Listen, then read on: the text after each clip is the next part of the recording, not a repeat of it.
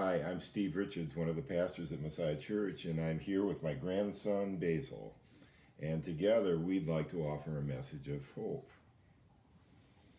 Now, I know one of the risks is that you are going to spend this time looking at Basil and not listening to a single word that I say, and frankly, that's okay. It's been almost 2 months since we've been together. His parents were keeping him away to be sure that he was healthy, and we've been staying away for almost 2 months so that we were sure that we were healthy, and we've returned to spending a day together, and today is the day that we spent together. In a word, it's all about legacy.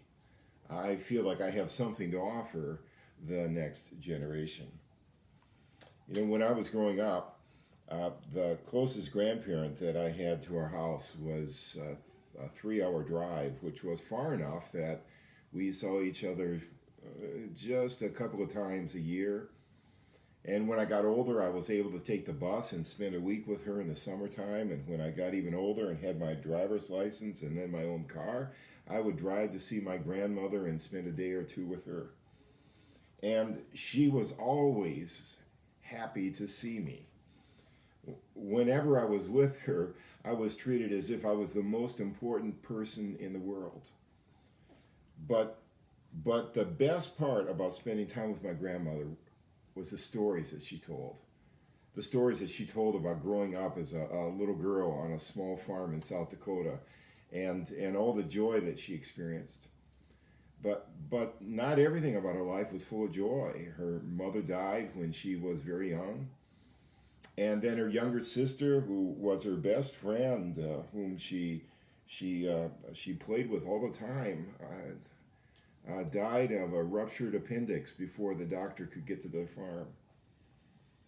But she told me about how she met my grandfather and how they got married.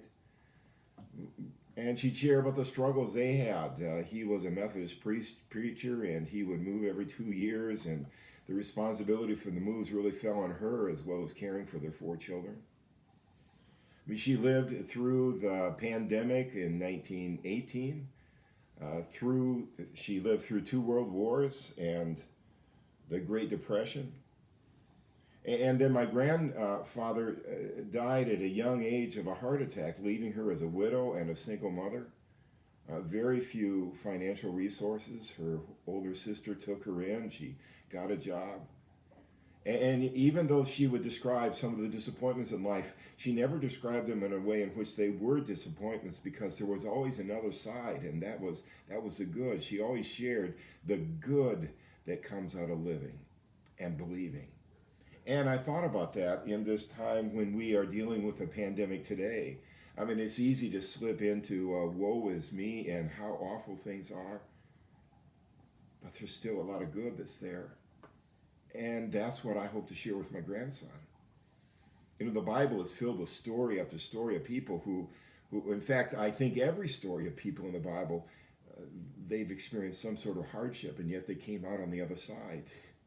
Whether that was Abraham, Isaac, Jacob, Joseph, David, the prophets, and even Jesus. I mean, things didn't go so well for Jesus in the end.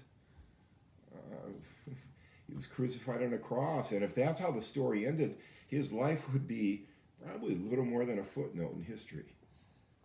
But that's not the end of the story, because even at that low point, something good came forth.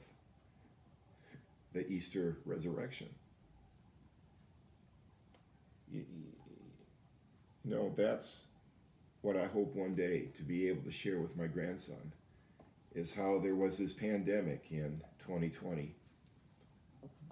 But as a result of that, we came through that experience being kinder, more just, more compassionate, more loving. It wasn't the death, it wasn't the sickness, but it's how we got through that as a people who came together. That's what I want to be able to share with my grandson one day, and it's what I hope that he will be able to share with his grandchildren one day, of what happened to his grandfather and the people of his grandfather's generation in 2020. there's a couple verses I just want to share with you. This comes from the book of Philippians. The Apostle Paul was writing, and again, remember the Apostle Paul was writing this from prison. He's been falsely accused, wrongly arrested, unfairly put in prison, and yet he writes, don't do anything for selfish purposes, but with humility think of others as better than yourselves. Instead of each person watching out for their own good, watch out for what is better for others.